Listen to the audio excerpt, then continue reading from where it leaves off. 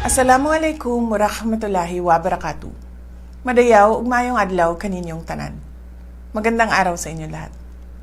Sa araw na ito, kinikilala at binibigyan natin ng pagpupugay ang 44 na matapang na mga miyembro ng Philippine National Police Special Action Force na nagbuwis ng buhay sa ngalan ng kalayaan, kapayapaan at tungkulin sa bayan.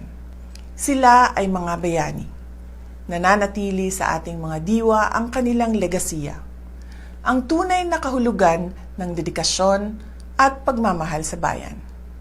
Let us honor their lives by continuing what they have fought for, to shield our fellow Filipinos, especially the youth, from the threats of terrorism and violent extremism.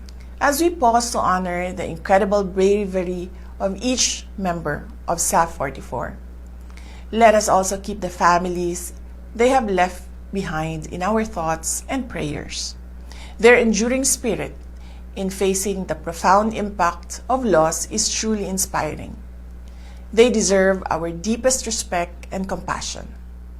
Mahalin natin ang Pilipinas para sa Diyos, sa bayan, at sa bawat pamilyang Pilipino. Syukran.